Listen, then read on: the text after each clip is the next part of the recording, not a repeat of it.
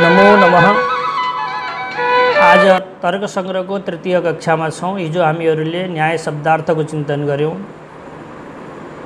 तीन प्रकार का मंगलाचरण को चिंतन गर्दै ग्रंथकारले गर्नुभएको मंगलाचरण को अर्थसहित चिंतन गरेका थियौं। निधाय हृदि विश्वेशम विधाय गुरुवंदनम बालानां सुखबोधाय क्रियते तर्क संग्रह। दंडान्वय, खंडान्वय र व्याख्यान विधि द्वारा सामान्य अर्थ चिंतन गर्यौं। आज पदकृत्य सहित मंगलाचरण श्लोक को चिंतन गर्नेछौं। पदकृत्यम पदानां कृत्यम पदकृत्यम अर्थात तत्तद पदानां अन्वय व्यतिरेक पुरस्सरम साधुत्व विवेचनम एव पदकृत्यम अर्थात तत्तद पदहरूको अन्वय व्याप्ति र व्यतिरेक व्याप्ति को बलले यो पद नदिँदा के हुन्छ, यो पद हुँदा के हुन्छ, तत्सत्वे तत्सत्वम अन्वय तदभावे तदभाव व्यतिरेक, इस प्रकारले हरेक पदहरू साधु छन् अथवा असाधु छन् तिनीहरूको चिन्तन गर्नेछौँ। यसलाई नै पदकृत्यम भनिन्छ। ग्रन्थकार मंगलाचरण गर्नुहुन्छ। म पहिला भन्छु, त्यसपछि हजुरहरू भन्नुहोला। श्री गणेशम नमस्कृत्य पार्वती शंकरम परम मया चंद्रज सिंहेन क्रियते पदकृत्यकम यस्माद् इदम अहम मन्ये बालानाम् उपकारकम तस्मात् हितकरम वाक्यम वक्तव्यम विदुषा सदा। फेरि भन्नुहोस् मेरो साथ साथमा। श्री गणेशम नमस्कृत्य पार्वती शंकरम परम मया चंद्रज सिंहेन क्रियते पदकृत्यकम यस्मादिदमहं मन्ये बालानाम् उपकारकम तस्मात् हितकरम वाक्यम वक्तव्यम विदुषा सदा। यसको म सामान्य अर्थ गर्दछु। श्री गणेशम श्रिया सहितम गणेशम रिद्धि सिद्धि सहित गणेश भगवानलाई नमस्कृत्य नमस्कार गरेर ततः परम उहाँभन्दा नि श्रेष्ठ आमा बुवा माता पिता भएको हुनाले श्रेष्ठ जो पार्वती शंकरम हुनुहुन्छ अर्थात पार्वती देवीलाई र भगवान शंकरजीलाई च पनि नमस्कृत्य नमस्कार गरेर सलाई खोजेर लिएर आउनु होला र नमस्कृत्यको आवृत्ति गरिदिनु होला। मया चंद्रज सिंहेन म चंद्रज सिंहद्वारा, चंद्रज कसैको नाम हुँदैन, चन्द्रबाट उत्पन्न भएको हुनाले बुध सिंह उनको नाम हुनुपर्दछ। यस्तो पनि कसैले व्याख्या गर्छन्, तर हामीहरूले चंद्रज सिंह नै भन्दछौँ। म चंद्रज सिंहद्वारा पदकृत्यकम पदकृत्य एव पदकृत्यकम अथवा पदानां कृत्यम यस्मिन् टीका शास्त्रे तद पदकृत्यकम, इस प्रकारले समास गर्नुभयो भने पनि वैकल्पिक क प्रत्यय गर्न सकिन्छ र पदकृत्यकम बन्दछ। तल्लो लाइन अलि गाह्रो छ, ध्यान दिनुहोला। यस्मात् किनकि इदम पदकृत्यम बालानां बालकहरूलाई उपकारकम उपकार हुन्छ भन्ने इति यो कुरा अहम म मन्ने मान्दछु। तस्मात् त्यही भएको हुनाले विदुषा सदा विद्वानहरूद्वारा सधैँ हितकरम कल्याणकारी वाक्यम वचनहरू वक्तव्यम बोल्नु पर्दछ।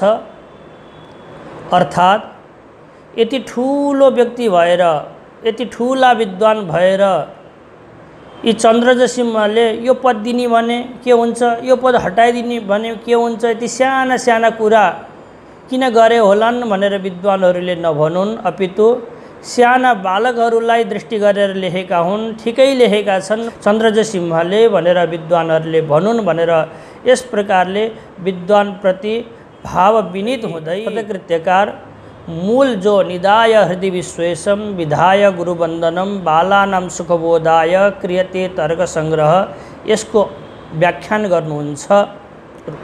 तर्क संग्रहको पुस्तक खोज्नुहोला, अन्वेषण गर्नुहोला, हर जगह प्राप्त छन्। यो पुस्तक हेर्दै यदि तपाईले स्वाध्याय गर्नुभयो, पढ्नुभयो भने धेरै फाइदा हुनेछ। म तपाईहरुलाई अक्षरशः पढाउनेछु। यदि पुस्तक छैन भने पनि म यो पट्टमा माथि पदकृत्य पनि लेखिदिनेछु। हजुरहरू यो पट्टमा हेर्दै पनि पढ्न सक्नुहुनेछ। तर पुस्तक भयो, कापीमा लेखेर राख्नुभयो भने यो जीवनोपयोगी हुन्छ, धेरै दिनसम्म टिक्दछ, पढे जस्तो महसुस पनि हुन्छ। नत्र भने एउटा भिडियो हेरे जस्तै मात्रै हुन्छ। तपाईहरुलाई हजुरहरुसित आग्रह गर्दछु म, पुस्तक, कापी, कलमलाई साथमा राखेर यो कक्षा श्रवण गरिदिनु होला। अब हामी पदकृत्यकारले भन्नुभएको अनुसार मूल श्लोकको अर्थ गर्दछौं। विश्वेशम, विश्वेशम शब्दको अर्थ जगतकर्तारम गर्नुहुन्छ। किनकि विश्वको मालिक जगतको कर्ताको रूपले नैयायिकले मान्दछ।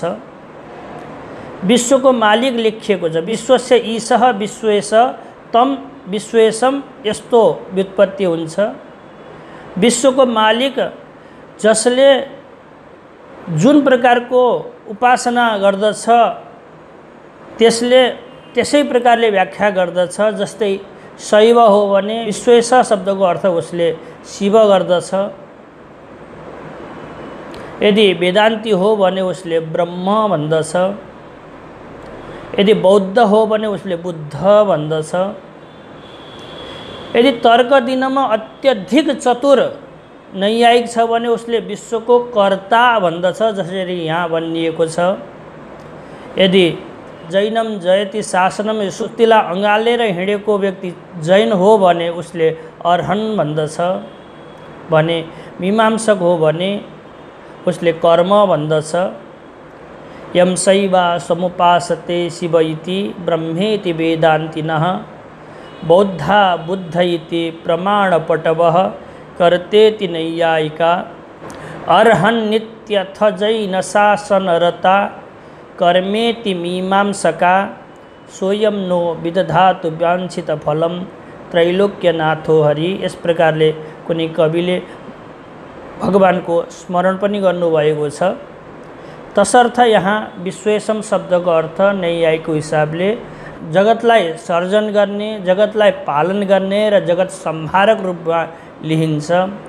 किनकि वेदले पनि स्वयं भन्दछ नमः कुलालेभ्यः, कुमाल स्वरूप परमात्मालाई नमन गर्दछु। जसरी घैँटो बनाउने कुमाल हुन्छ त्यस्तै प्रकारले यो सारा जगत बनाउने कुमाल स्वरूप परमात्मा हुनुहुन्छ।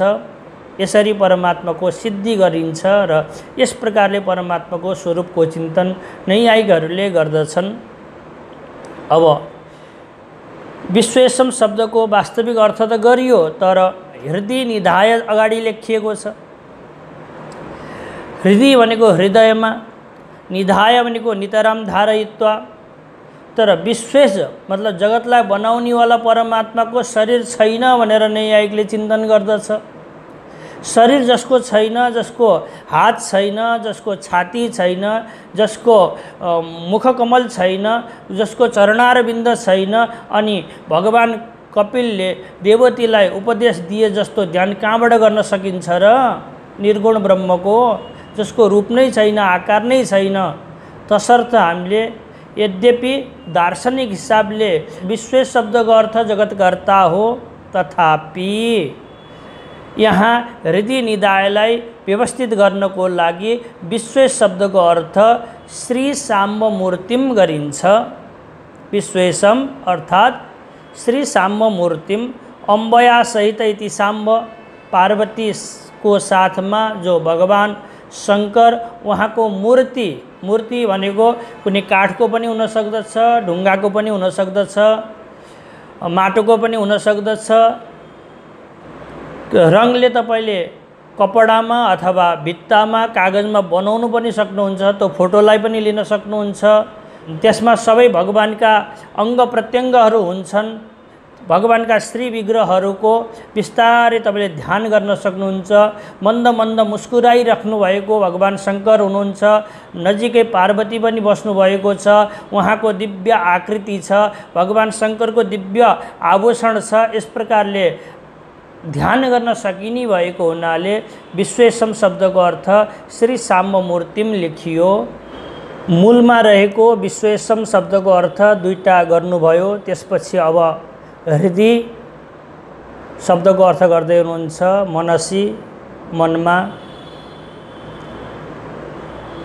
निधाय शब्दको अर्थ गर्दै हुनुहुन्छ नितराम धारयित्वा, प्रत्येक क्षण धारण गर्दै। गुरुवन्दनम मैले हिजो अर्थ गरेको थिएँ। गुरु शब्दको अर्थ विद्या गुरुलाई लिनुहोला, आमा बुवा र आचार्यलाई। वन्दनम शब्दको अर्थ नमस्कार गर्नुहुन्छ। विधाय शब्दको अर्थ गरेर। पहिला निधाय आएको थियो, यहाँ विधाय आएको छ। धारणे धातुबाट बनेको भए तापनि अलग अलग उपसर्ग लागेको हुनाले अलग अलग अर्थ बताउँदछ। उपसर्गेण धात्वर्थ बलात् अन्यत्र नीयते। प्रहारा, हार, संहार, विहार, परिहारवत्। हृहरणे धातुबाट हार शब्द बन्दछ। त्यसमा अलग अलग उपसर्ग लाग्दा अलग अलग अर्थ बताउँदछ। प्रहार भन्नुको सामान्य मार्नु, आहार भनेको खानु, विहार भनेको घुम्नु, संहार भनेको विशेष प्रकारले मार्नु, परिहार इत्यादि प्रकार भिन्न भिन्न अर्थ बताउँदछ। त्यस्तै प्रकारले यहाँ पनि बी र नि उपसर्गले भिन्न भिन्न अर्थ बताएको छ। अब अगाडि बालानाम शब्द आएको छ। त्यो बाल शब्दको हामी यहाँ चिन्तन गर्दछौँ। अब हामीहरू बालक शब्दको परिष्कृत अर्थ गर्न जाँदैछौँ। यो बुझ्नुभन्दा पहिला यसरी बुझौँ। जगतमा तीन प्रकारका व्यक्तिहरू हुन्छन्। एउटा सानो बच्चा जसलाई स्तनन्धय भन्दछन्, आमाको दुध पिउँदै गरेका केटाकेटीहरू जसले केही पनि पढेका छैनन्, आमा बुवा पनि भन्न जानेका छैनन्। अर्का व्यास, जसले सम्पूर्ण शास्त्रलाई पढेका छन्, बुद्धिमान छन्। त्यही भएर दसैँमा टिका लगाउँदाखेरि ठुला व्यक्तिहरू आशीर्वाद दिँदा व्यासको जस्तो बुद्धि होस् भनेर आशीर्वाद दिनुहुन्छ। शास्त्रले पनि अरूलाई केचित भन्दछ भने व्यासो वदत्य खिल शास्त्र पुराणवेत्ता भन्दछ। अर्थात् व्यासको नाम लिनुभन्दा पहिला अखिल शास्त्र पुराण वेत्ता विशेषण दिइन्छ। अखिल शास्त्रलाई जान्दछन्, अखिल पुराणलाई जान्दछन्। यस्ता ठुला सबै शास्त्र पढेका, जसले व्याकरण, न्याय, कोश सबै चिज पढ्नु भएको छ, उहाँ हुनुहुन्छ भने एउटा व्यक्ति यस्तो हुन्छ जसले व्याकरण पढेको छ, काव्य पढेको छ, कोश त पढेको छ, अर्थात् दृष्टान्त बुझ्ने खुबी त ल्याएको छ, शब्दार्थ त लगाउँदछ, तर भन्न खोजेको चिज बुझ्दैन भने त्यसलाई हामीले बालक भनेका छौँ। यहाँ एउटा स्तनन्धय भयो, दुध पिउँदै गरेको बालक।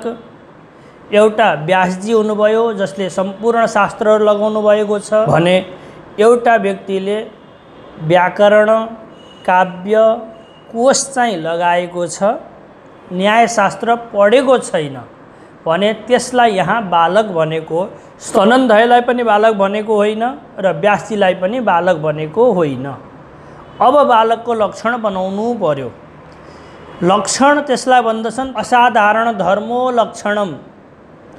त्यसैमा मात्रै रहनेवाला धर्मलाई लक्षण भन्दछन्। धर्म भनेको वृत्तिमत्वम धर्मत्वम, जो रहन्छ त्यसलाई धर्म भन्दछन्। तन्मात्र वृत्ति धर्म, असाधारण धर्म, त्यसैमा मात्र रहनेवाला जो धर्म छ त्यसलाई असाधारण धर्म भन्दछन्। अन्यूनानतिरिक्त वृत्ति जो धर्म छ त्यसलाई असाधारण धर्म भन्दछन्। तसर्थ स्तनन्धयमा पनि नरहने, व्यासमा पनि नरहने, बीचको बालकमा मात्रै रहने यस्तो बालकको लक्षण बनाउनु छ। त पदकृत्यकार लक्षण बनाउनुहुन्छ अधीत व्याकरण काव्यकोशो अनधीत न्यायशास्त्रो बाल भनेर। त्यसलाई लक्षणको आकार दिने हो भने अधीत व्याकरण काव्यकोशत्वे सति अनधीत न्यायशास्त्रत्वम बालस्य लक्षणम। यहाँ बीचमा जो सती लागेको छ त्यो सती सप्तमी हो, त्यसको अर्थ हुँदै भन्ने अर्थ लाग्दछ। जस्तै रूपवान हुँदै धनवान पनि छ भन्दा रूपवान पनि हुनु पर्यो, रूप पनि हुनु पर्यो त्यो व्यक्तिमा, धन पनि हुनु पर्यो, दुवै चिज हुनु पर्यो। त्यो दुवै चिज रहोस् भन्नको लागि यहाँ सती लेखिएको छ। त्यो सती शब्दले अर्को के बताउँछ भने सती सप्तम्या विशेषणत्वम अर्थ भन्दछौँ हामीले। त्यो सतीभन्दा अगाडिको भाग जसलाई हामीले दल भन्दछौँ त्यो विशेषण हो, जसलाई विशेष्यसित नझुकियोस् भन्नको लागि हामीहरूले प्रकार भन्दछौँ। सतीभन्दा पछाडि रहेको भागलाई विशेष्य भन्दछौँ र यी दुई विशेषण र विशेष्य युक्त लक्षण भयो। अधीत व्याकरण काव्यकोशत्वे सति अनधीत न्यायशास्त्रत्वम बालस्य अथवा बालकस्य लक्षणम। यसरी यो लक्षण बन्दछ। अब यो लक्षण बनेपछि लक्षणमा परीक्षा गरिन्छ, यो लक्षण ठिक छ कि छैन। धेरै प्रकारका दोषहरू छन्, ती दोषबाट दुष्ट छ कि छैन, दोष लाग्छ कि लाग्दैन भनेर अब परीक्षा गरिन्छ। परीक्षा गर्नुभन्दा पहिला शब्दार्थ जानौँ हामीहरूले। अधीत भनेको पढिसकेको छ, व्याकरण काव्य कोश एन यो बहुब्री समास भएको हुनाले अन्य पदार्थ प्रदान हुन्छ। जस्तै नीलकण्ठमा नीलः कण्ठ यस्य भन्दाखेरि त्यसले नील पनि बताउँदैन, कण्ठ पनि बताउँदैन, नभएको चिज खोजेर महादेवलाई बताउँदछ। पीताम्बर भन्दाखेरि पहेँलो पनि बताउँदैन, कपडा पनि बताउँदैन, तेस्रो भगवान विष्णुलाई बताउँदछ। त्यस्तै प्रकारले बहुब्रीमा अन्य पदार्थ प्रदान हुन्छ, द्वन्द्वमा सबै पदार्थ प्रदान हुन्छन्, तत्पुरुषमा उत्तर पदार्थ प्रदान हुन्छ इत्यादि प्रकारले समासमा हामीले पढ्यौँ जान्यौँ। ठिक छ, अब यहाँ चलौँ। अधीत व्याकरण काव्य कोश एन, यसको नेपाली हुन्छ पढिसकेको छ व्याकरण काव्य कोश जसले, मतलब बालकले र व्यासजीले, दुईजनाले व्याकरण काव्य कोश पढिसक्नु भएको छ, स्तनन्धयले पढेको छैन। अधीत व्याकरण काव्य कोश कुन भए? यी दुईजना व्यक्ति भए। कोशत्व कहाँ रहन्छ? यो स्तन बालकमा पनि रहन्छ र व्यासजीमा पनि रहन्छ। अब त्यस्तै प्रकारले पछाडिको दलको निरूपण गर्दछन्। न अधीत इति अनधीत, अनधीत न्यायशास्त्रो येन, जसले न्यायशास्त्र पढेको छैन। न्यायशास्त्र कसले पढेका छैनन्? बालकले पनि पढेको छैन र स्तनन्धयले पनि पढेको छैन। अनधीत न्यायशास्त्रत्व बालकमा र स्तनन्धयमा गयो। अधीत व्याकरण काव्यकोशत्व बालकमा र व्यासजीमा गयो। तर यी दुवै दल एक ठाउँमा रह्यो, त्यो कहाँ रह्यो? बालकमा मात्रै रह्यो। किनकि व्यासजीमा अनधीत न्यायशास्त्र त छैन, स्तनन्दयमा अधीत व्याकरण काव्यकोशत्व छैन, तर बालकमा अनधीत न्यायशास्त्रत्व पनि छ र अधीत व्याकरण काव्यकोशत्व पनि छ। यी दुवै दल बालकमा गए, अतः यो लक्षण निर्दुष्ट छ। बुझ्नुभयो होला। धेरैचोटि भन्दा झन् तितो हुनसक्छ, नबुझिन सक्छ। बुझ्नु भएन भने फेरि यसलाई पछाडि लगेर फेरि सुन्नुहोस्।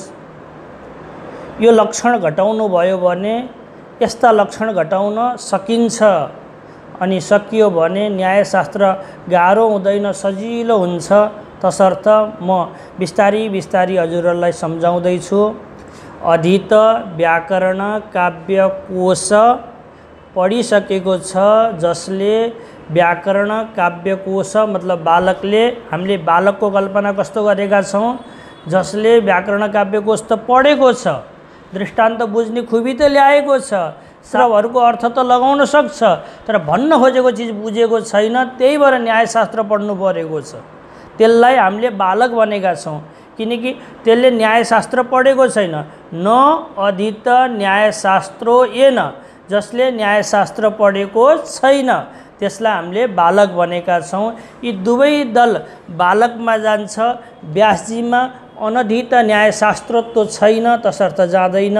स्तनन्दयमा अधीत व्याकरण काव्यकोशत्व छैन, तसर्थ यो दल जाँदैन। म निशान बनाएर, मेरो गुरुदेवले पढाएको झैँ ढड्डा भन्नुहुन्थ्यो उहाँले, ढड्डा बनाएर तपाईँलाई सम्झाएको छु यो पट्टमा। यसरी तपाईँले बुझ्नुहोस्। अब हामी अलिकति अगाडि बढ्छौँ, पदकृत्य गर्छौँ। यी पदहरूको साधु र असाधुको विचार गर्दछौँ। सार्थक छन् कि छैनन्, कुनै दोष वारण गर्नलाई राखिएको हो कि होइन, यस प्रकारको पदकृत्य गर्न गइरहेका छौँ। एउटा नियम छ, घटके नैव निर्वाहे घटितम व्यर्थम। घटक भनेको एक भाग, जसलाई हामीहरू दल भन्दछौँ, अंश भनेर नै बुझ्नुहुन्छ।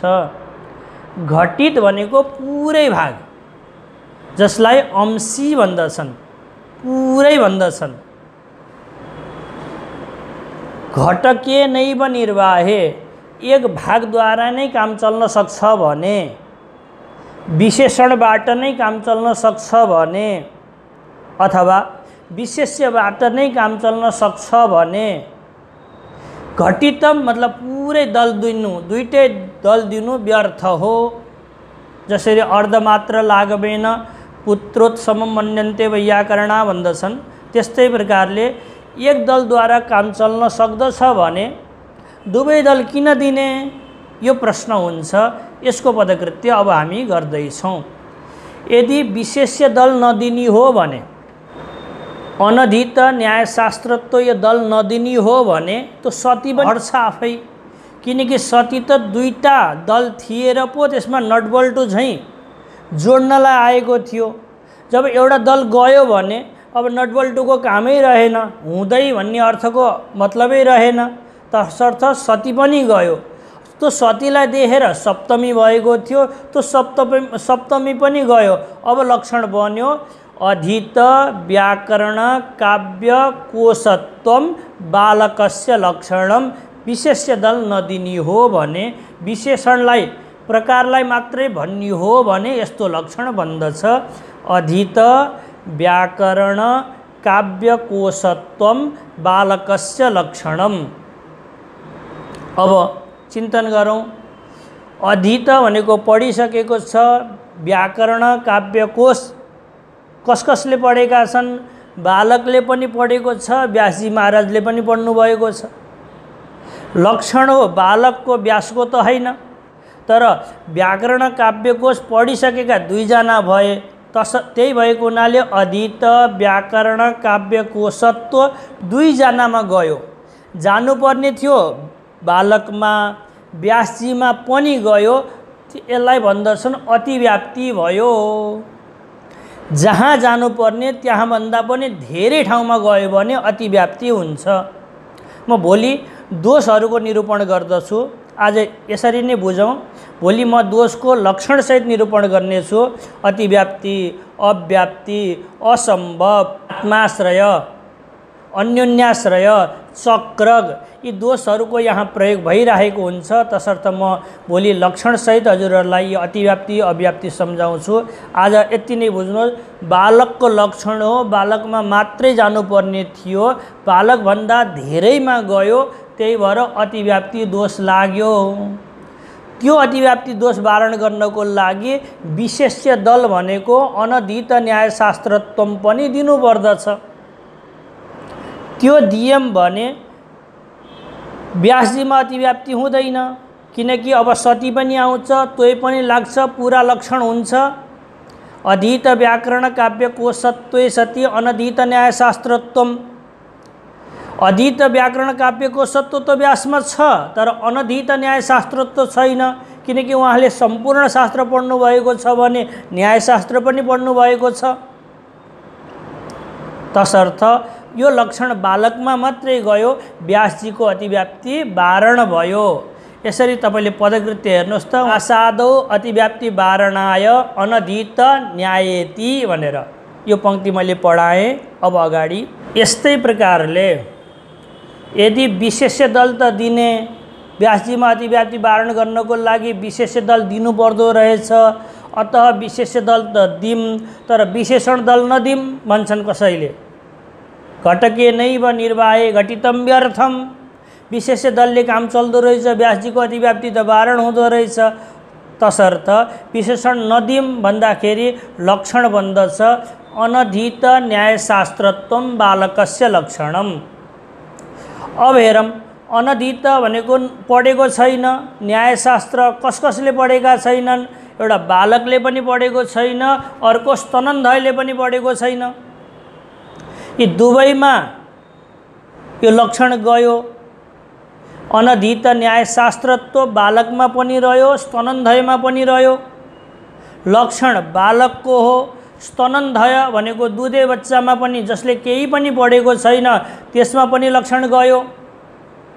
यो अतिव्याप्ति वारण गर्नको लागि पुस्तकमा हेर्नुहोस् लेखेको छ, स्तनन्धय अति प्रसक्ति भनेको छ। त्यो अति प्रसक्ति भनेको पनि अतिव्याप्ति नै हो। वारणाय अधीत व्याकरणेति भनेको छ। यो अतिव्याप्ति वारण गर्नको लागि लक्ष्यमा मात्रै जानुपर्ने थियो, लक्ष्यभन्दा धेरैमा गएको हुनाले लक्षणमा दोष लाग्यो अतिव्याप्ति। यो अतिव्याप्ति वारण गर्नको लागि विशेषण अथवा प्रकार अधीत व्याकरण काव्यको सत्व दिनुपर्दछ। यसरी निर्दुष्ट लक्षण बन्दछ अधीत व्याकरण काव्यको सत्वे सति अनधीत न्यायशास्त्रत्व बालस्य लक्षणम। बालानाम यो मूल पदको अर्थमा आएको बालक शब्दको अर्थ बुझियो हामीहरूले। अब सुखबोधाय यो शब्दको चिन्तन गर्दछौँ। मैले हिजो पनि भनेको थिएँ, सुखस्य बोधाय यस्तो षष्ठी तत्पुरुष नगरौँ, अपितु सुखेन बोधाय यस्तो अर्थ गरौँ।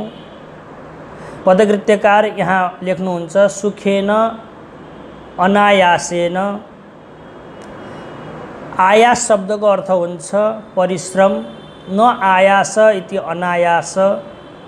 अनायास भनेको थोरै परिश्रम गरेर, सुखेन भनेको थोरै परिश्रम गरेर पनि, बोधाय भनेको के को बोध हुन्छ त? पदकृत्यकार साफ गर्नुहुन्छ पदार्थ तत्त्व ज्ञानाय। पदार्थको वास्तविक ज्ञान हुन्छ। पदार्थको वास्तविक ज्ञान भयो भने मिथ्या ज्ञान रहँदैन। मिथ्या ज्ञान रहेन भने दोष रहँदैन। दोष रहेन भने प्रवृत्ति रहँदैन। प्रवृत्ति रहेन भने जन्म रहँदैन। जन्म रहेन भने दुःख रहँदैन। दुःख एकविंशति दुःखको अत्यन्तिक ध्वंस जुन दिन भयो त्यो दिन मोक्ष भइन्छ। तसर्थ पदार्थ ज्ञान गर्न आवश्यक छ। त्यही भएर ग्रन्थकार यहाँ सुखपूर्वक तपाईलाई पदार्थको ज्ञान गराउनुहुन्छ। अब अगाडि तर्क संग्रह शब्दको अर्थ गर्दछौँ। तर्क संग्रह यो शब्दमा तर्क शब्द आएको छ। यो तर्क शब्दको अर्थ हिजो हामीहरूले सामान्य अर्थ गरेका थियौँ। आज हामी अलिकति गाह्रो हुन्छ होला। म शब्दखण्डमा गएर पनि यो प्रसङ्ग उठाएर हजुरलाई बुझाउने छु। आज अलिकति बीजारोपण मात्रै गर्नेछु। थोरै कठिन भए पनि यी शब्दहरूलाई सुनिदिनु होला। यो व्याख्यान मैले धेरै मिहिनेतबाट पाएको हुँ, तसर्थ हजुरहरूलाई पनि दिन चाहन्छु। कुनै पनि शब्दले अर्थ बताउनको लागि दुईटा रीति छ। एउटा शक्ति सम्बन्धले बताउँदछ, एउटा लक्षणा सम्बन्धले बताउँदछ।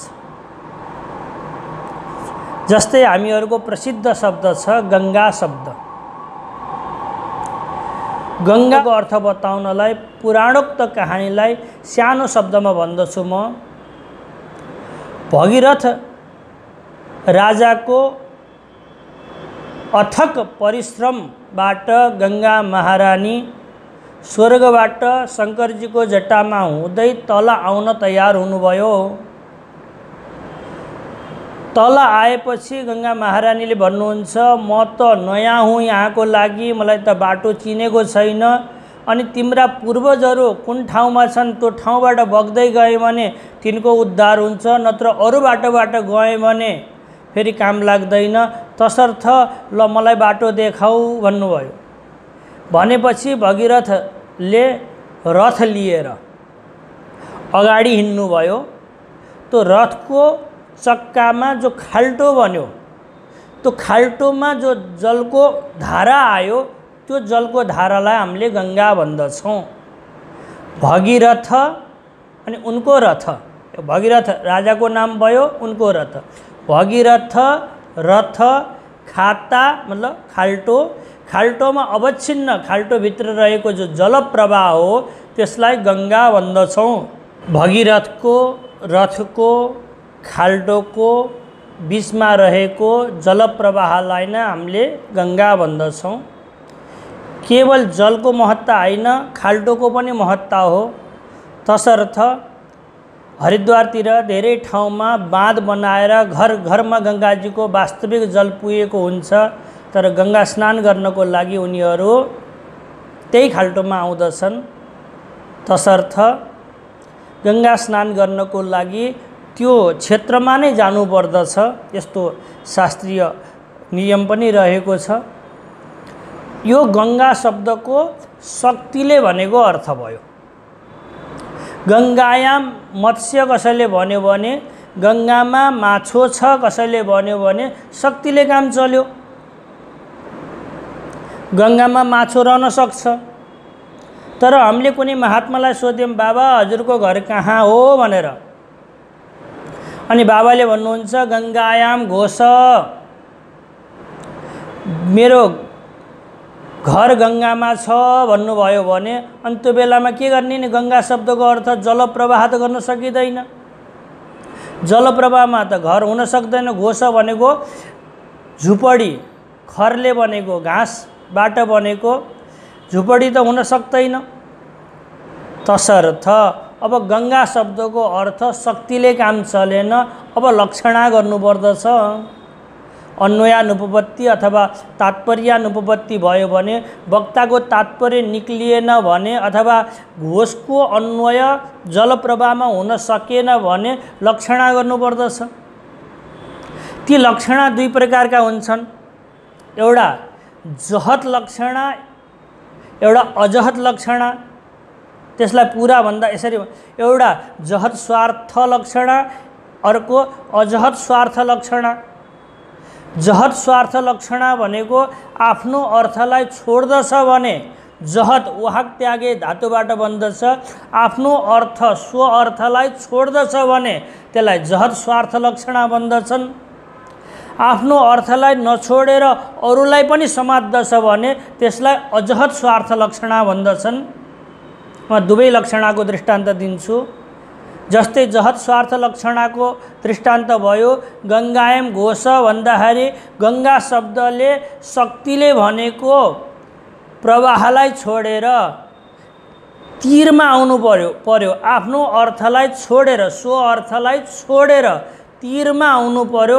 तसर्थ यहाँ जहत स्वार्थ लक्षणा भयो। गङ्गा शब्दले जहत स्वार्थ लक्षणाको द्वारा तीरको बोध भयो। त्यस्तै प्रकारले यो एउटा लक्षणा बुझ्यौँ। अब अजहत स्वार्थ लक्षणा बुझ्दछौँ। कुनै व्यक्ति टाउकोमा दही राखेर सहरमा बेच्नलाई घरबाट निक्लिँदै थिए। छोरोले भन्यो, बुवा आज त छुट्टी हो, मलाई पनि लिएर जानुहोस् न बजार सहरमा भन्दा बुवाले भन्नुभयो हिँड जान्छ। छोरो र बुवा दही बेच्नको लागि सहरतिर जाँदै थिए। जाँदा जाँदै बुवालाई याद आयो, तेरी आमाले यो काम गरिदिनु भनेकी थिए, त्यो चिज घरमै रह्यो, म घरमा गएर त्यो पदार्थ लिएर आउँछु, तब तक तिमीले यी कौवाहरू नाचिरहेका छन्, यी कागबाट दहीको रक्षा गर। त्यो बेला उपदेश दिन्छन्, काकेभ्य दधिरक्षता, अर्थात् कागबाट दहीको रक्षा गर। अब कागबाट मात्रै रक्षा गर्छ र बच्चाले होइन, कुकुरबाट पनि रक्षा गर्छ, कुखुराबाट पनि रक्षा गर्छ, चिल आदि अरू पनि पक्षीबाट रक्षा गर्दछ। भनेका चाहिँ काग थियो। शक्तिले लिने हो भने कागबाट मात्रै रक्षा गर्नुपर्ने थियो। जहत स्वार्थ गर्ने हो भने कागबाट नगरेर अरूबाट रक्षा गर्नुपर्ने थियो। तर जहत स्वार्थ पनि होइन, अजहत स्वार्थ गर्दछ र कागबाट पनि रक्षा गर्छ, चिलबाट पनि रक्षा गर्छ, कुखुराबाट पनि रक्षा गर्छ, कुकुरबाट पनि रक्षा गर्छ। जति पनि दहीलाई नाश गर्न आउँदछन् ती सबैबाट रक्षा गर्दछ। यस्तो अजहत स्वार्थ लक्षणाद्वारा अर्थ निक्लिन्छ। अब यहाँ के बुझ्नु पर्दछ भने काग शब्दले कोलाई लिने कोलाई नलिने भन्दा एउटा धर्म दिनुपर्दछ हामीहरू। दधी नाशकत्व, दधी अपघातकत्व एउटा धर्म दिन्छौँ हामीले। जोले दहीको नाश गर्दछ त्यो पदार्थलाई काग शब्दले लिने हो। जसले दहीको नाश गर्दैन त्यसलाई काग शब्दले लिनु पर्दैन। तसर्थ काग शब्दले आफ्नो पनि बोध गरायो र अरूको पनि बोध गरायो। आफ्नो अर्थ नछोडिकन, अजहत भनेको नछोडिकन स्व अर्थलाई, धेरै अर्थलाई बतायो। तसर्थ यसलाई अजहत स्वार्थ लक्षणा भन्दछन्। त्यस्तै प्रकारले अब प्रकृतिमा जाउँ हामीहरू। तर्क शब्दको शक्तिबाट अर्थ लिने हो भने पदार्थभित्र, गुणभित्र, ज्ञानभित्र, अयथार्थ ज्ञानभित्र एउटा तर्क छ। व्याप्यारोपेण व्यापकारोपस्तर्क, त्यसको पनि निरूपण गर्नु छ। त्योभन्दा भिन्न द्रव्य, गुण, कर्म, सामान्य, विशेष, समवाय, अभावको पनि निरूपण गर्नु छ। तसर्थ तर्क शब्दले, काग शब्दले झैँ आफ्नो पनि बोध गराएर अरूको पनि बोध गराउनु छ। अतः यहाँ अजहत स्वार्थ लक्षणा गर्नुपर्दछ। अजहत स्वार्थ लक्षणा गर्दा एउटा कुनै धर्म दिनुपर्दछ। जस्तै हामीले वहाँ दधी नाशकत्व दिए थियौँ, कहीँ एकसार्थवाहित्व दिन्छौँ, कहीँ के दिन्छौँ। त्यस्तै प्रकारले यहाँ के धर्म दिने भन्दा पदकृत्यकार भन्नुहुन्छ, तर्क्यन्ते प्रमिति विषयीक्रियन्ते, अर्थात् प्रमिति विषयत्व यो धर्म दिने हो।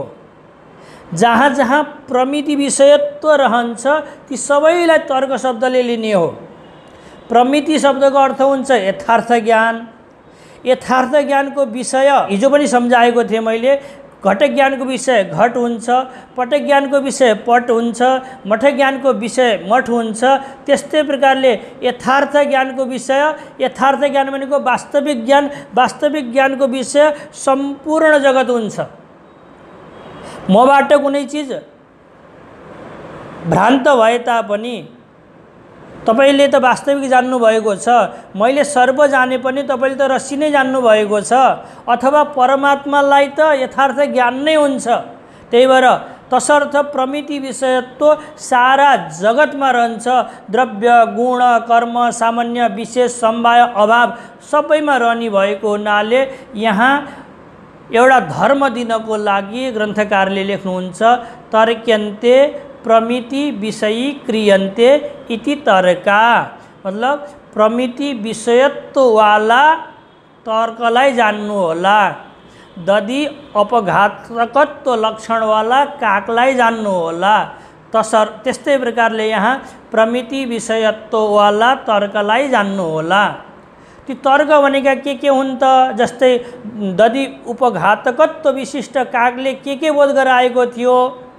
कौवाको पनि बोध गराएको थियो, चिलको पनि बोध गराएको थियो, कुकुरको पनि गराएको थियो, कुखुराको पनि गराएको थियो। त्यस्तै प्रकारले प्रमिति विषयत्व धर्मबाट विशिष्ट तर्क शब्दले कसको बोध गराउँदछ? तर्कको पनि गराउँछ। द्रव्य, गुण, कर्म इत्यादि सबै पदार्थको गराउने भएको हुनाले ग्रन्थकार अगाडि लेख्नुहुन्छ तर्क्यन्ते प्रमिति विषयी क्रियन्ते इति तर्काः भनेको द्रव्यादि पदार्थाः यो अर्थ बुझियो हामीहरूले। तेसाम संग्रह, द्रव्यादि पदार्थहरूको संग्रह जहाँ गरिन्छ त्यसलाई तर्क संग्रह भनिएको हो। तेसाम संग्रह संक्षेपेण उद्देश्य लक्षणम परीक्षा यस्मिन् स ग्रन्थ। अब हामीहरू संग्रह शब्दको अर्थ बुझ्दैछौँ। जसरी व्याकरण पढ्दा कुनै पनि नयाँ पद पदार्थ आयो भने त्यसको धातु के हो, प्रकृति के हो, प्रत्यय के हो भनेर खोजिन्छ। जसरी साहित्यमा कुनै वाक्य श्लोक आयो भने छन्द के हो, अलङ्कार के हो, रस के छ यो खोजिन्छ भने न्यायशास्त्रमा कुनै पनि पद पदार्थ आयो भने त्यसको पहिला 3 काम गरिन्छ। उद्देश्य के हो, लक्षण के हो र परीक्षा के हो। तसर्थ महर्षि वात्स्यायन भन्नुहुन्छ त्रिधा च अस्य शास्त्रस्य प्रवृत्ति उद्देश्य लक्षणम परीक्षा च इति। यसलाई यसरी बुझौँ, हामीहरू लेख्दा पढ्दा 2 प्रकारका कापी बनाउँदछौँ। एउटालाई रफ भन्दछौँ। त्यो गुरुहरूले पढाउने बेलामा छिटो छिटो लेख्ने बेलामा बेलुका याद दिनको लागि थोरै थोरै लेखिन्छ, जहाँ पुरै पदार्थको निरूपण गरिँदैन। रामादि भनेर लेखिदिन्छौँ। लक्षण पनि राम्रोसित गर्दैनौँ, परीक्षा पनि गर्दैनौँ, किनकि बेलुका गएर गरौँला भनेर। अनि बेलुका गएर अर्को हामीले फेर कापी भन्दछौँ, जसलाई हजुरहरूले नोटबुक भन्नुहुन्छ। भोलिको दिनलाई काम लागोस् भन्नको लागि एउटा भोलिको भविष्यको उद्देश्य गरेर कापी बनाउनुहुन्छ। त्यसमा 3 चिज गर्नुपर्दछ। उद्देश्य भनेको पुरै नाम लेखिदिनु पर्दछ। राम, श्याम जति पनि छन्, रामादि गरेर जति लिनुपर्ने थियो ती सबै लिनुपर्दछ। त्यसपछि त्यसको लक्षण वहाँ बनाउनु पर्दछ, यो है यसको लक्षण भनेर। अनि त्यसपछि परीक्षा पनि गर्नुपर्छ। यो नभन्यो भने यहाँ अतिव्याप्ति हुन्छ, त्यही भएर यो दिएको है। यो नभनेका यहाँ अतिव्याप्ति हुन्थ्यो, यहाँ दिएको है। यो नभनेका यहाँ असम्भव हुन्थ्यो, त्यही भएर दिएको है भनेर परीक्षा पनि गर्नुपर्दछ। त्यस्तो प्रकारले उद्देश्य, लक्षण र परीक्षा गरेर जुन ग्रन्थ, जुन कापी बनाउनुहुन्छ, नेपालीमा जसरी फेर भन्नुहुन्छ, त्यसैलाई हामीले यहाँ ग्रन्थ भनेका हौँ। त्यसैलाई सङ्ग्रह भनिएको छ, अर्थात् यो सङ्ग्रहमा उद्देश्य पनि छ, लक्षण पनि छ र परीक्षा पनि गरिएको छ, तसर्थ यसको नाम भयो तर्क सङ्ग्रह। यसको वास्तविक अर्थ भयो द्रव्य गुण कर्म सामान्य विशेष समवाय अभावको उद्देश्य लक्षण र परीक्षा भएको ग्रन्थ। अब उद्देश्य लक्षण परीक्षा कसलाई भन्दछन् यसलाई बुझौँ। नाम मात्रेण वस्तु संकीर्तनम उद्देश्य, अर्थात् जसको नाम लिएर वस्तुको संकीर्तन गरिदिनुहुन्छ, द्रव्य गुण कर्म सामान्य विशेष समवाय अभाव भनेर पदार्थको संकीर्तन गरिदिनु भयो। रूप रस गन्ध स्पर्श संख्या परिमाण पृथकत्व संयोग विभाग परत्व अपरत्व गुरुत्व द्रवत्व स्नेह शब्द बुद्धि सुख दुःख इच्छा द्वेष प्रयत्न धर्म अधर्म संस्कार भनेर गुणको संकीर्तन गरिदिनु भयो। जसरी हरे राम राम राम भगवानको नाम लिएर संकीर्तन गर्नुहुन्छ, त्यस्तै प्रकारले कुनै पनि वस्तुको नाम उल्लेख गरेर उच्चारण गरिदिनुहुन्छ भने त्यसलाई उद्देश्य भन्दछन्। संकीर्तन गरिदिनुहुन्छ भने त्यसलाई उद्देश्य भनिन्छ। नाम मात्रेण वस्तु संकीर्तनम उद्देश्य, नाम लिएर वस्तुको कीर्तन गरिदिनु त्यसलाई उद्देश्य भनिन्छ। यथा द्रव्यम गुण भनेर यहाँ टीकाकारले लेख्नु भएको छ। यो द्रव्यम गुण किन लेख्नुभयो मैले बुझ्न सकेको छैन। मुक्तावलीको टीका भएका भए द्रव्यम गुणस तथा कर्म भएको हुनाले बुझिन्थ्यो होला। तर्कसङ्ग्रह टीका भएको हुनाले द्रव्य गुण ए लेखेका आए पनि बुझिन्थ्यो होला। अस्तु, यस्ता ससाना झिनामिना समस्याहरू आइराख्छन्, उल्लेख गरौँला नगरौँला भिन्दै कुरो। अगाडि अब बुझौँ हामी लक्षण। असाधारण धर्मो लक्षणम, लक्षण कसलाई भन्दछन्? असाधारण धर्म। धर्म दुई प्रकारका हुन्छन्, एउटा साधारण धर्म एउटा असाधारण धर्म। साधारण धर्म भनेको सबैमा रहन्छ, दुईटा हात हुनु मानवको साधारण धर्म हो। विशेष प्रकारको छ भने यसमा असाधारण धर्म छ, असाधारण प्रतिभा छ, असाधारण वस्तु छ भनेर तपाईले भन्नुहुन्छ। त्यसमा मात्रै रहेको धर्म त्यसलाई भन्दछन् असाधारण धर्म। तन्मात्र वृत्ति धर्म असाधारण धर्म, अन्यूनातिरिक्त वृत्ति धर्म असाधारण धर्म। यस प्रकारले पनि व्याख्या गर्दछौँ हामीहरूले। यथा गन्धवत्वम पृथिव्या लक्षणम, जसरी पृथ्वीको लक्षण बनाउनु पर्यो भने गन्धवत्व यो लक्षण बनाउँदछौँ।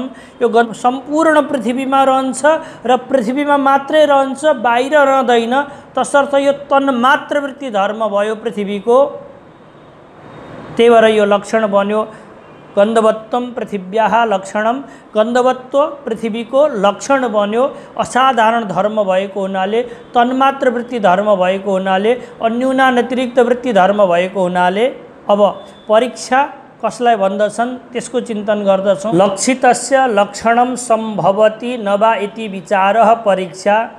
जो हामीले लक्ष्यको लक्षण बनाएका थियौँ त्यो लक्षण त्यहाँ मात्रै जान्छ कि अन्यत्र पनि जान्छ कि त्यहाँ पुरैमा जान्छ कि जाँदैन, जान्छ कि जाँदैन।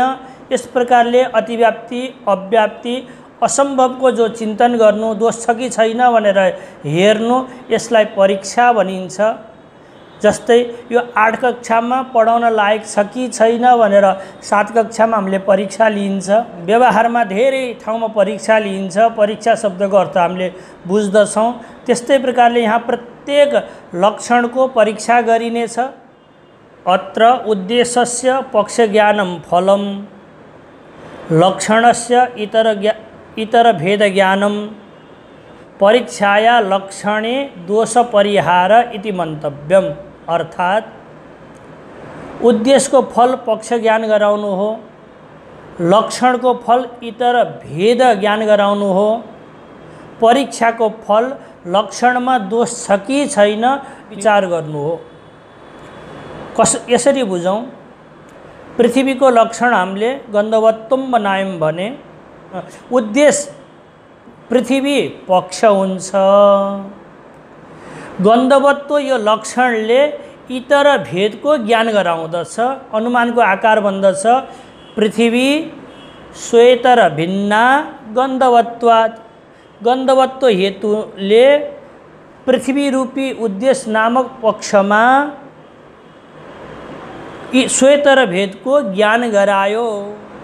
अब परीक्षाको फल के हो? यो पृथ्वीको लक्षण गन्धवत्व बनाउँदाखेरि यो गन्धवत्व लक्षणमा कहीँ दोष छ कि छैन यो विचार गर्नु नै परीक्षा हो। यसको हामी गन्धवत्व लक्षणको चिन्तन गर्दाखेरि चिन्तन गर्नेछौँ, हरेक लक्षणमा यस्तो चिन्तन गर्नेछौँ। आज मैले हजुरहरूलाई पदकृत्य टीका सहित निधाय हृदि विश्वेशम विधाय गुरुवन्दनम बालानां सुखबोधाय क्रियते तर्क संग्रह श्लोकको अर्थ र न्याय दर्शनमा के गरिन्छ, उद्देश्य लक्षण परीक्षा गरिन्छ, यसको पनि निरूपण गरेँ। अब भोलि हामी उद्देश्य निरूपणमा लाग्नेछौँ। हरि ओम तत्सत।